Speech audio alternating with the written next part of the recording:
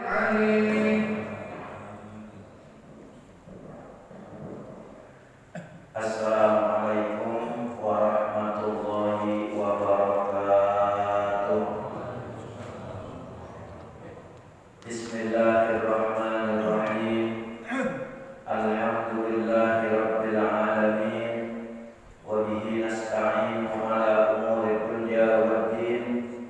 Wassalatu wassalamu ala asyrafil anbiya'i wal mursalin sayyidina Muhammadin wa ala alihi wa ashabihi ajma'in. Subhanaka la ilma lana illa ma 'allamtana innaka antal alimul hakim. Wa tub 'alaina innaka antat tawwabur rahim. Rabbi shrah li sadri wa yassir li amri wahlul 'uqdatam min lisani yafqahu qawli. Inna rabbi bin nasi laraufur rahim. Amma ba'du. Yang sama-sama kita hormati Ketua DKM Mushola Al-Mukhtar Mukarram Ustaz Haji Zainuddin, juga orang tua kita Bapak Haji Muhammad Tupah, dan para jamaah kaum muslimin dan muslimat yang saya hormati. Puji dan syukur marilah kita panjatkan kehadirat Allah Subhanahu wa taala atas limpahan rahmat dan nikmat-nikmatnya. Pagi hari ini kita dapat berkumpul bersama-sama dan dapat melaksanakan salat subuh dengan berjamaah. Man shalla salat as-subhi fi jama'atin fa huwa fi dhimmatillah. Barang siapa yang melaksanakan salat subuh dengan berjamaah, maka dia berada dalam jaminan Allah Subhanahu wa taala. Salawat dan salam semoga senantiasa tercurah kepada baginda Nabi besar Muhammad sallallahu alaihi wasallam. Mudah-mudahan salawat yang senantiasa kita baca membawa berkah dan menjadi syafaat buat kita dunia dan akhirat. Amin ya rabbal alamin. Para jemaah sekalian, sebelum kita mulai, mari sama-sama kita awali dengan membaca Ummul Kitab Surat Al-Fatihah. Kita mohon kepada Allah Subhanahu wa taala, mudah-mudahan Allah selalu mengampuni dosa-dosa kita dan dosa-dosa kedua orang tua kita, guru-guru kita, saudara-saudara kita, kaum muslimin dan muslimat. Allah berikan kita, anak-anak kita, keluarga kita taufik dan hidayah serta ilmu yang bermanfaat, rezeki yang halal, yang banyak dan berkah, dimudahkan dalam segala urusan kita, dilancarkan usaha kita, disehatkan badan kita, dan dimatikan kita dalam keadaan husnul khatimah. Ala hadhihi niyat wa ala kulli niyatin salihah wa ila hadratin Nabi al-Fatihah. A'udzu billahi minasy syaithanir rajim. Bismillahirrahmanirrahim. Alhamdulillahi rabbil alamin. Ar-Rahmanir Rahim. Maliki yaumiddin. Iyyaka na'budu wa iyyaka nasta'in. Ihdinas siratal mustaqim. Siratal ladzina an'amta 'alaihim ghairil maghdubi 'alaihim waladdallin.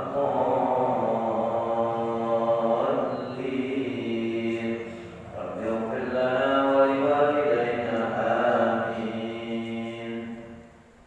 Baik para jemaah, kita buka surat Quraisy ya, halaman 9. Li'ilafi Quraisy.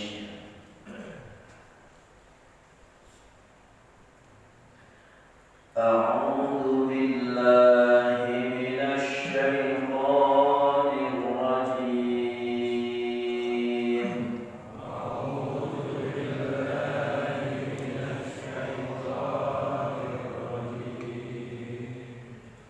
Bismillahirrahmanirrahim.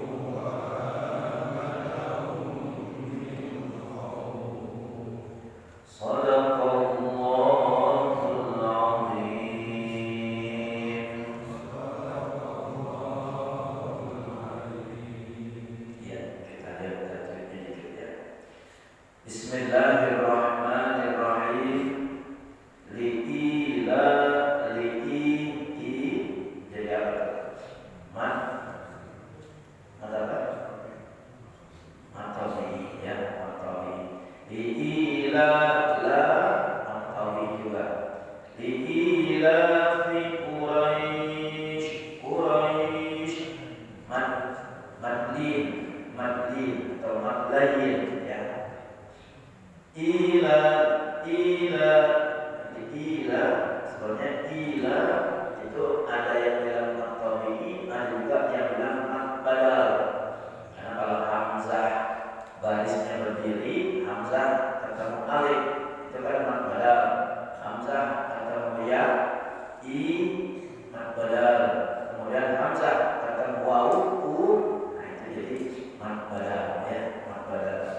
Ila la mad tabi'i juga.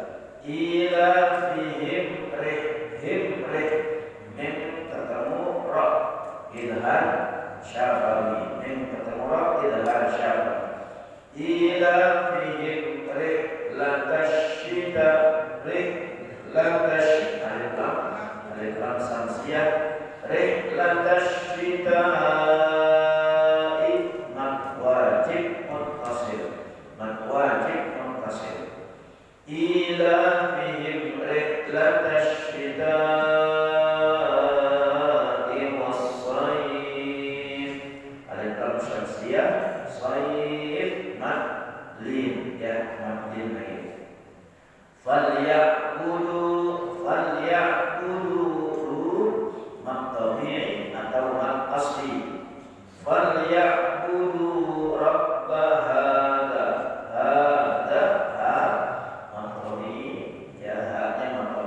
dalnya karena dia langsung ketemu dengan alif lam, jadi alif lam qamariyah.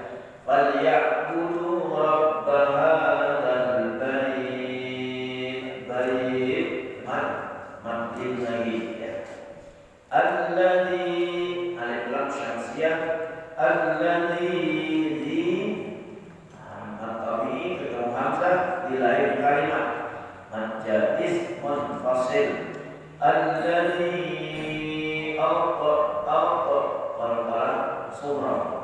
surah alladzi at'amahum min ketemu min idgham mimi atau idgham utama silai.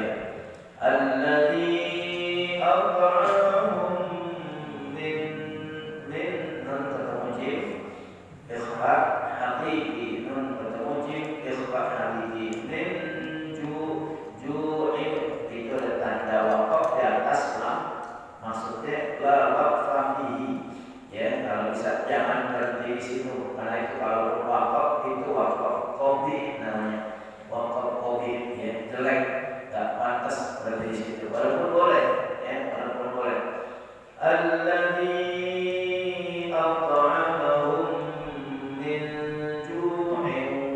sambung langsung ju'in tajwid ketemu waw idgham bighunna wa amanahum amana mad badal wa amanahum min ketemu min idgham mimi atau mutamassilain atau mislain wa amanahum min khawf ketemu khawf idhar halki ya, tak boleh ditahan. Min khawf madlin lagi ya. Bismillahirrahmanirrahim. Dengan menyebut nama Allah yang Maha Pengasih lagi Maha Penyayang. Li'ilafi Quraisy, karena kebiasaan orang-orang Quraisy. Ila fihim rihlatash shita'i was-sayf. Apa kebiasaannya? Yaitu kebiasaan mereka rihlah. Kata rihlah ini sering kita sebut ya, yuk kita rihlah, terutama anak-anak sekolah. Yuk kita rihlah akhir tahun ya. Rihlatash shita'i was-sayf, bepergian asyita pada musim dingin, was-sayf dan pada musim panas. Falyaqudu, maka hendaklah mereka menyembah Rabb hadzal bait, Tuhan pemilik rumah ini, alladzi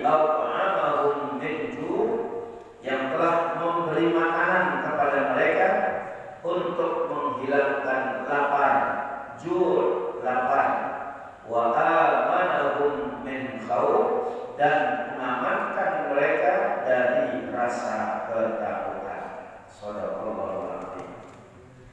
Surah ini namanya surah Quraisy.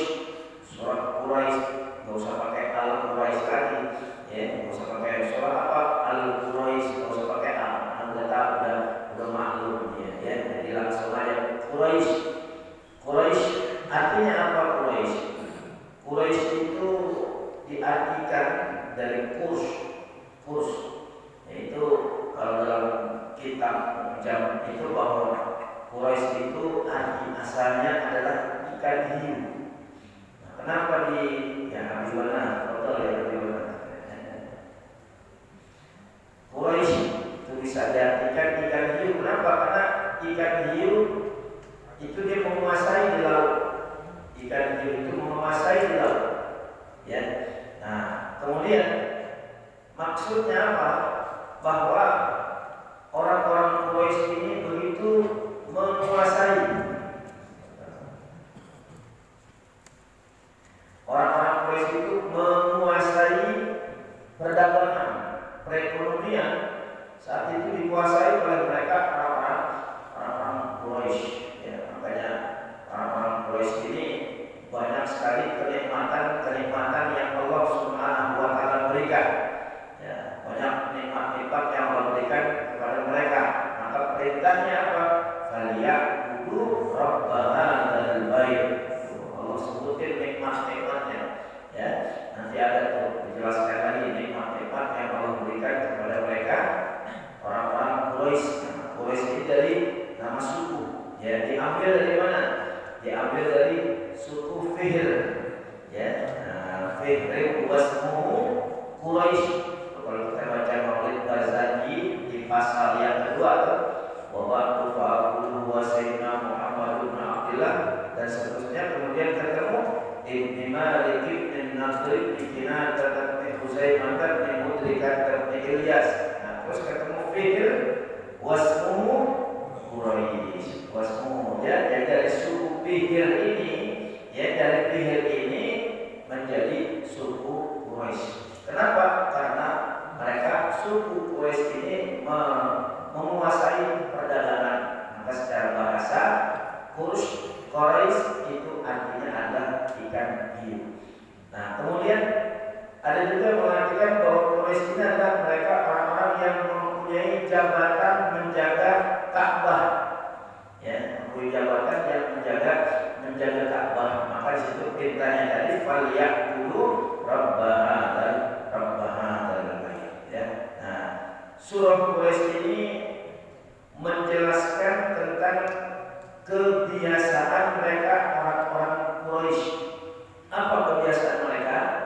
Kebiasaan mereka itu adalah rihlatash syita'i was-shayf. Senang melakukan rihlah, perjalanan. Nah, tentu perjalanan di sini perjalanan apa? Bukan kayak kita piknik, bukan. Perjalanan rihlahnya di situ dikatakan adalah rihlatash syita' ila Yaman was-shayf ila Syam. Kalau di waktu musim dingin, mereka orang-orang Quraisy itu melakukan perdagangan, perjalanan dagang, maksudnya itu ke Yaman. Kalau musim dingin ke Yaman, kalau musim panas ke Syam. Itu kebiasaannya itu. Ya. Nah, itu juga ada bulan-bulan yang ditentukan. Enggak semua bulan. Ya, dia untuk melakukan bepergian jauh. Ya, kemudian kalau orang-orang Quraisy, orang Arab itu dulu kalau berdagang itu enggak 1 hari 2 hari, enggak seminggu 2 minggu, tapi sebulan 2 bulan, bahkan bisa sampai 3 bulan. Yang begitu pulang udah banyak, bisa buat beberapa bulan. Ya, kan Nabi pernah membawa barang dagangan Khadijah, ya, bersama pembantunya Khadijah atau budaknya Khadijah yang bernama Maisarah. Maisarah laki atau perempuan? Laki, dia bukan perempuan. Gak mungkin Nabi ditemenin sama perempuan kan? Nah, kebetulan ya laki-laki. Kalau di sini Maisarah perempuan, jadi masyarakat perempuan. Nah, itu 2 bulan Nabi pergi membawa barang dagangan Khadijah. Pulang, waraja'a biribhin 'azim. Ya, begitu pulang selama 2 bulan jual berdagang, itu membawa untung yang banyak. Makanya Khadijah senang dengan Nabi sampai akhirnya Khadijah yang memulai melamar Nabi Sallallahu Alaihi Wasallam. Ya, karena kejujurannya, hasil dari perdagangan yang melimpah ruah membuat hati Khadijah tertarik dengan Nabi Sallallahu Alaihi Wasallam. Mereka orang-orang Quraisy kalau melakukan perjalanan itu berbulan-bulan, tapi ada waktunya, ya waktunya. Dan ada juga waktu-waktu mereka itu nggak ngapa-ngapain, nggak kerja. Tuh, bulan apa tuh? Bulan Dzulqa'dah, Dzulhijjah, Muharram. Termasuk katanya Rajab yang dikatakan min ashhuril hurum. Makanya kenapa dinamakan Dzulqa'dah? Setiap bulan itu ada maksud-maksudnya. Dzulqa'dah ini terdiri dari 2 kata, Zu dan Al-Qa'dah. Apa artinya Zu? Zu itu artinya sahib, pemilik. Ya, pemilik. Kalau digandengkan dengan mal, harta, Zu malin artinya adalah orang kaya, pemilik harta. Karena Zu ini kalau kita belajar nama itu min asma'il khamsah. Ada Ahon, Hamon, ya, Zu, kemudian Abun, Hamon, Pamun. Nah itu termasuk asmaul khamsah. Zu malin, pemilik harta. Atau kalau dibilang Zu malin itu orang kaya. Nah, kalau dikaitkan dengan Zu usratin, usrah artinya susah. Berarti orang susah, pemilik kesusahan. Nah, sementara arti Dzulqa'dah, Zu itu artinya sahib, pemilik. Al-Qa'dah itu artinya bangku, artinya bangku. Dari kata maq'adun, qa'ada yaq'udu, ya maq'adun. Dulu kita waktu masih sekolah tuh kursi, maq'adun, bangku panjang gitu, ya bangku panjang. Terus sekarang udah nggak ada bangku panjang. Barang sekolah-sekolah itu bangkunya 1, mejanya 1. Kadang nggak pakai meja, bangku doang yang udah ada mejanya. Ya kalau itu masih meja bangku panjang, kemudian bangku mejanya juga panjang yang bisa buat berdua. Kalau masih ada, karena jarang yang pakai kew. Al-Qa'dah itu bangku. Jadi maksudnya apa Dzulqa'dah? Ya pemilik bangku. Arti maksudnya bahwa orang Arab itu di bulan Dzulqa'dah ini mereka udah duduk manis aja udah, nggak ngapa-ngapain, nggak kerja. Kenapa? Karena dari mulai bulan Safar mereka keluar bekerja dan mereka itu bisa mengumpulin duit banyak, sehingga di bulan Dzulqa'dah mereka puncak-puncak kaki aja udah, nggak ngapa-ngapain. Tuh, ya. Jadi yang pertama adalah kita kenapa dinamakan Dzulqa'dah? Karena orang Arab itu sudah punya persiapan atau bekal yang cukup untuk bulan-bulan berikutnya. Nggak usah ngapain, kenapa? Dia udah kerja capek, datang 2 bulan, 3 bulan, sehingga untungnya juga udah banyak, udah siap tuh Dzulqa'dah. Nah kemudian ada juga ulama yang menafsirkan Dzulqa'dah itu, ya mereka tak melakukan pekerjaan. Mau ngapain? Mereka menunggu datangnya waktu haji dan nungguin doang. Ya saudara-saudara kita nih yang mau pergi haji itu udah jangan ngapain udah. Ya waktunya persiapan mental, isi semuanya disiap-siapin, nggak usah keluyuran lagi udah, nggak usah keluyuran.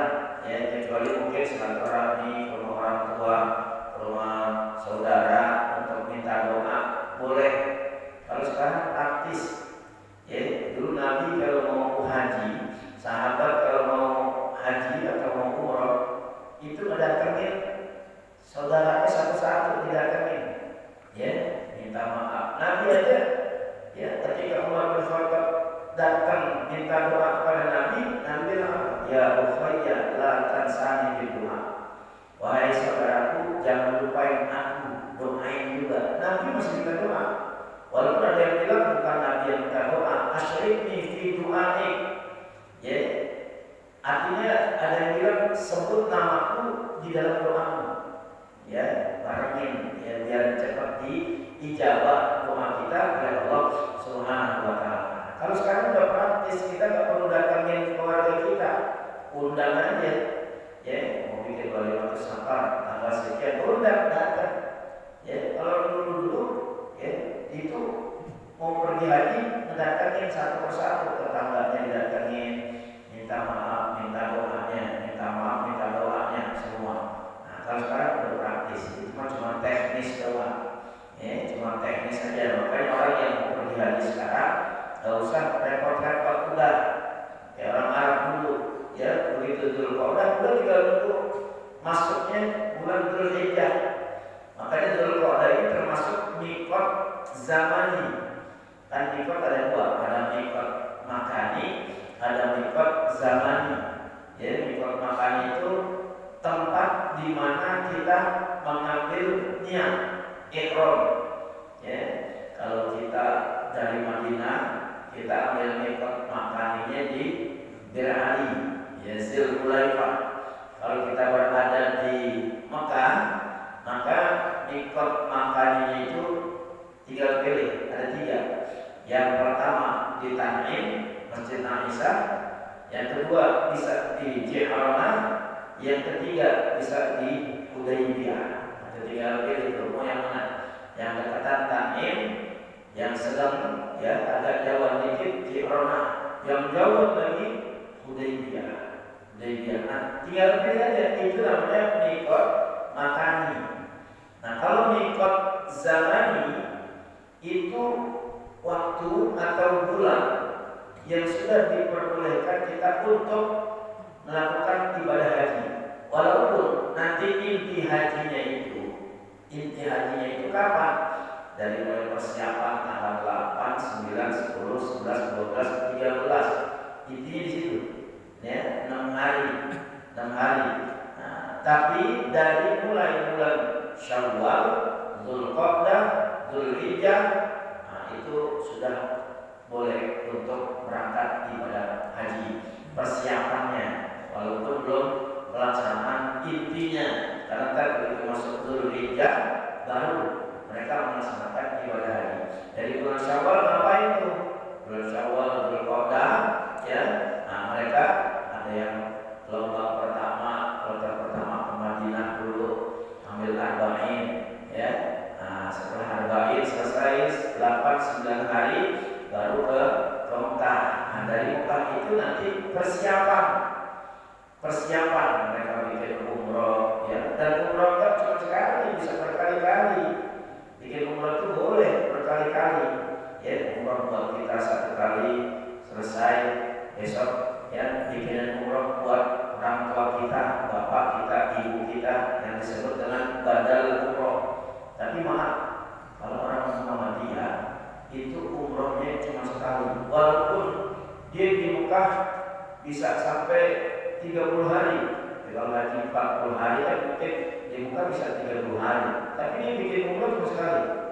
Saya ada beberapa teman waktu itu gabung dengan saya. Saya bilang, yuk bikin umroh yuk. Ya Ustaz, Anda bikin umrohnya cuma satu kali. Kok satu kali? Ya, kata guru Anda cuma satu kali. Oh ya udah, keyakinannya gitu.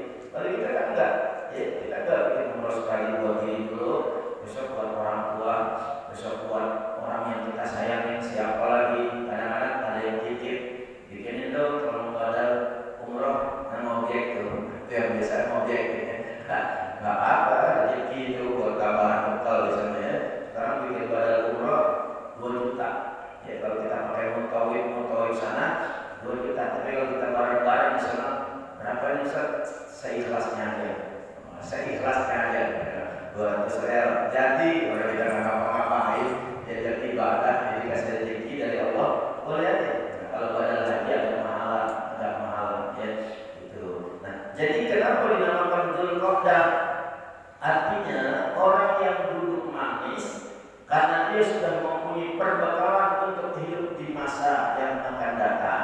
jadi bulan-bulan berikutnya. Yang kedua, duduk manis nungguin pelaksanaan ibadah haji. Itu kata para ulama dalam kitab tafsir dijelaskan seperti itu, ya. Nah, jadi kebiasaan orang-orang Quraisy itu apa? Rihlatash syita'i was-sayf, senang bepergian.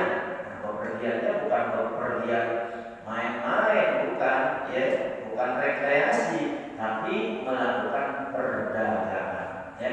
Karena Dzulqa'dah ini termasuk asyhurul hurum.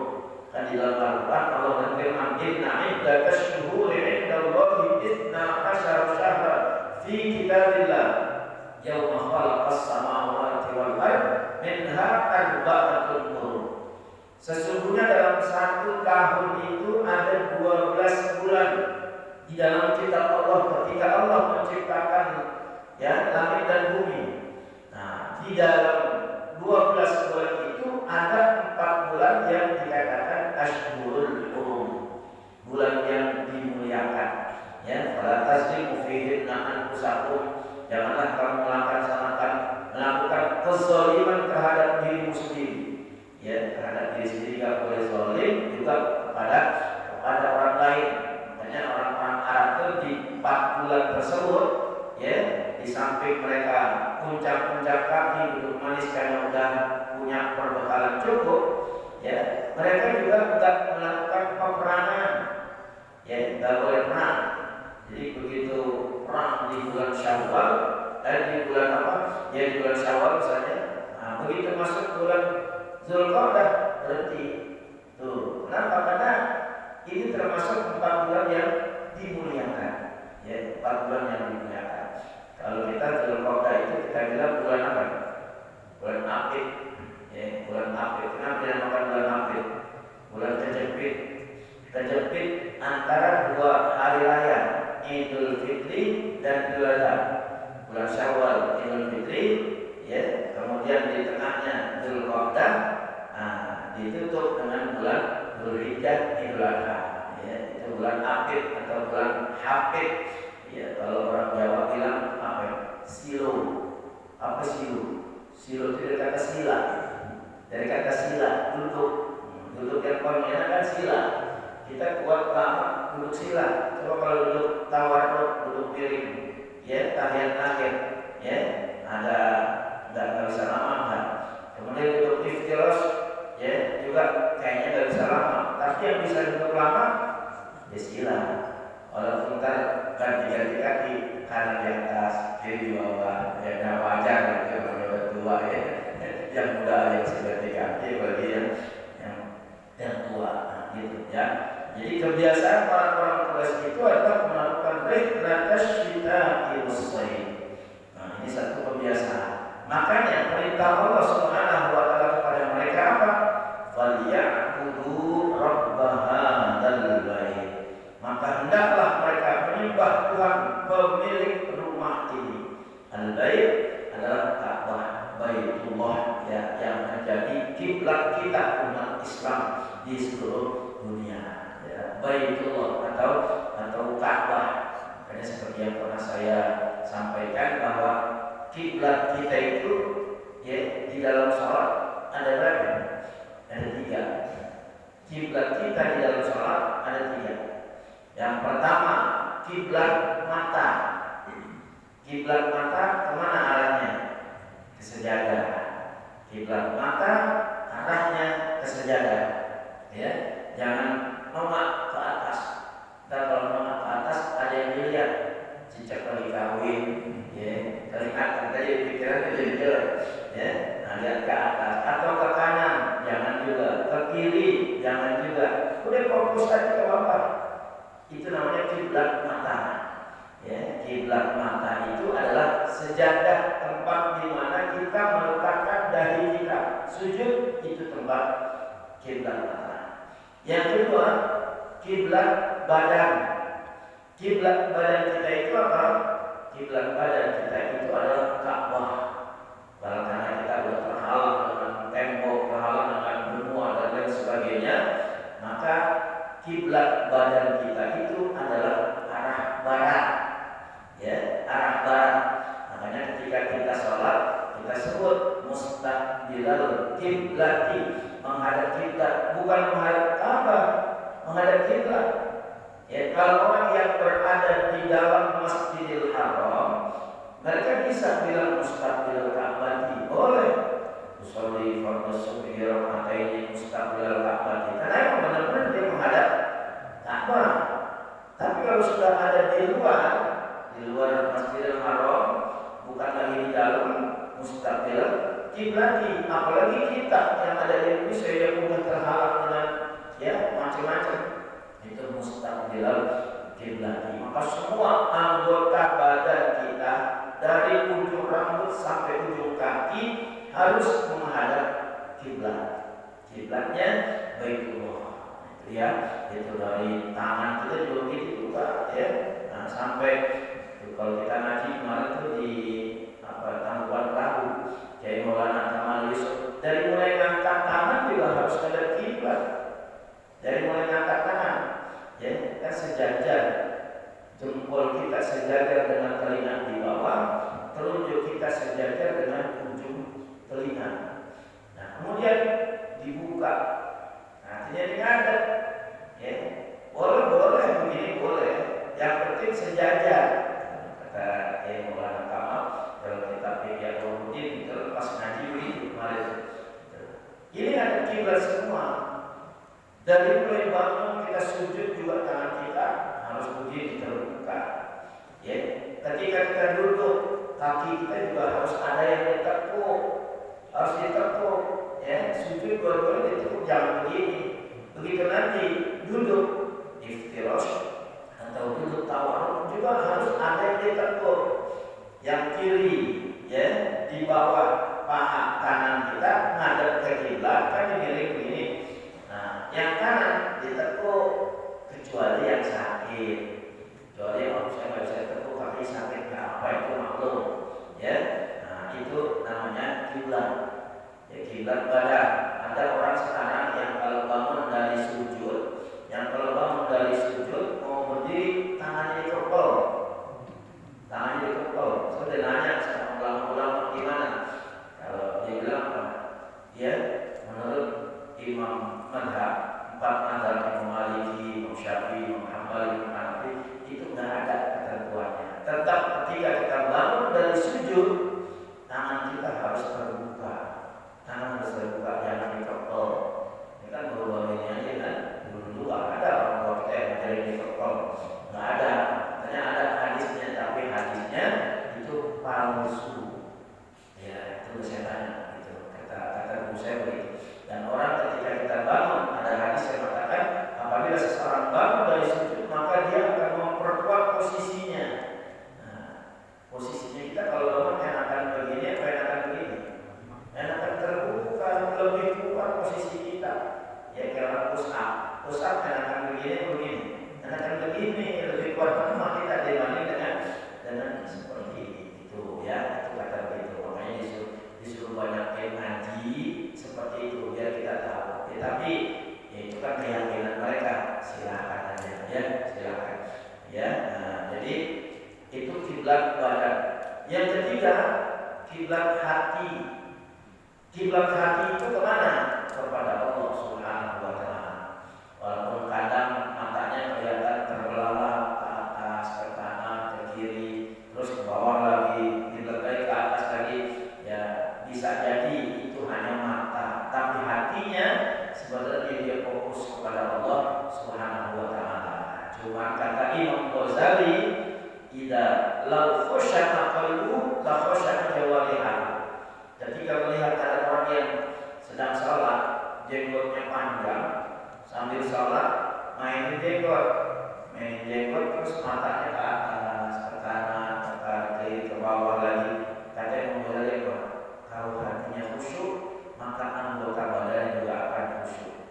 Tergantung dirinya ya. Jangan main jenggot. Ini kalau punya jenggot gini-gini berarti ya. Kalau punya jenggot masih penting ya. Kalau punya jenggot bukan gini-gini. Ya. Nah, jadi falyaqudu rabb hadzal bait. Maka hendaklah mereka menyembah Tuhan, pemilik rumah ini. Bukan kita menyembah Rabbah, bukan. Ya, yang kita sembah Allah Subhanahu wa Ta'ala. boleh ada sesuatu yang kelihatannya sakral, langsung diomelin. Ya, nah, kita kan orang kita kalau di melaksanakan haji atau umroh, apalagi begitu kita melakukan tawaf, kalau belum megang kiswah Ka'bah, kayaknya nggak aci. Gua umroh kemarin nggak sempat megang kiswah. Emang sebenarnya perlu dipegang?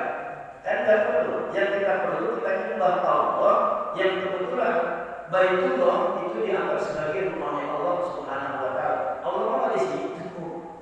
Ya, kita rumah Allah, namanya doang rumah Allah Subhanahu wa taala. Allah ada di mana-mana.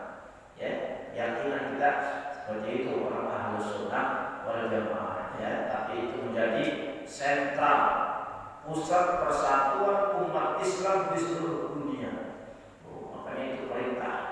Ya, dan bersyukur yang bisa haji, yang bisa umroh. Nah, bersyukur kenapa? Karena dia bisa hadir melihat bagaimana ya bangunan Ka'bah yang menjadi pusat persatuan umat Islam seluruh dunia. Terus ya akan terus bertambah kemuliaan. Karena begitu orang datang masuk ke Masjidil Haram, Allahumma antas salam minkas salam, baca doa itu. Begitu melihat Ka'bah, Allahumma zid hadzal baita tashrifan wa ta'ziman wa takriman wa mahabbatan wa birra wa zid man syarrafahu mimman hajjahu wa i'tamarahu tashrifan wa ta'ziman wa takriman wa mahabbatan wa birra. Masyaallah. Mulia terus itu bangunan Ka'bah. Ya, bangunan Ka'bah. Kenapa? Karena enggak henti-hentinya orang melakukan tawaf ibadah di situ. Nah, itu kemuliaan Baitullah Ka'bah ya, karena sering dikunjungi bahkan enggak akan pernah habis. Ya, kalau udah ada orang yang ya ibadah lagi di situ, ya udah kiamat ya. Ya kiamat. Maka kalau Covid masih ada 1-2 orang yang melakukan ya, yang melakukannya. Itu falyaqudu rabb hadzal bait. Makanya banyak-banyak minta kepada Allah biar nanti bisa diberi kesempatan melaksanakan ibadah haji. Ya, kalau kita mau ibadah kepada Allah kan wasilah kita Nabi Muhammad. Biar sampai kepada Allah wasilah kita Nabi Muhammad. Nah, biar sampai kepada Nabi Muhammad wasilahnya apa? Salawat sama Nabi. Salawat sama Nabi. Salawat menjadi wasilah untuk sampainya kita kepada Nabi dan untuk wasilah kita kepada Nabi untuk sampainya doa kita kepada Allah Subhanahu wa taala. Banyakin salawat. Dulu saya dijazain sama yang Junaidi itu doa salawat biar bisa pergi haji. Ya. Allahumma sholli ala sayyidina Muhammadin sholatan analu biha ziyarata syarafika wa syarafi. Alhamdulillah.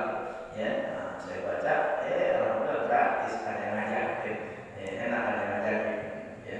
Emangnya cari yang gratis ya. Ya, kembali ke bacaan kita. Falyaqudu bahadzal bait. Maka hendaklah mereka menyembah Tuhan pemilik rumah ini. Nah, siapa pemilik rumah ini? Nah, disifati lagi, dijelaskan lagi. Alladzi at'amahum min ju'in wa amanahum min khawf. Ya, yang telah memberi makan kepada mereka untuk menghilangkan lapar dan mengamankan mereka dari rasa takut. Itu Allah Subhanahu wa taala. Yang dimaksud pemilik rumah ini atau Baitullah adalah Allah Subhanahu wa taala yang telah memberikan kita makan. Yang kasih makan kita Allah. Walaupun hakikatnya kan gua kerja. Ya kan bapak gua kerja, betul, tapi itu semua yang ngasih adalah Allah Subhanahu wa taala. Ya, kita manusia hanya berperantara saja, ikhtiar kerja, hakikatnya Allah yang ngasih. Ya, Allah yang ngasih kita makan, ya, juga Allah yang memberikan rasa aman kepada kita. Ya, baik para jamaah sekalian, mudah-mudahan sedikit yang kita baca pada pagi hari ini bermanfaat buat kita semua ya, mengawali taklim kita setelah kurang lebih 3 bulan ya, 3 bulan ditutup lama juga 3 bulan, ada bilang 2 bulan lebih. Nah, kita pertengahan Sya'ban aja udah ditutup, udah setengah bulan. Ramadan sebulan, ini Syawal udah lewat 2 bulan, udah mau 3 bulan, karena udah tanggal 8 ya, tanggal 8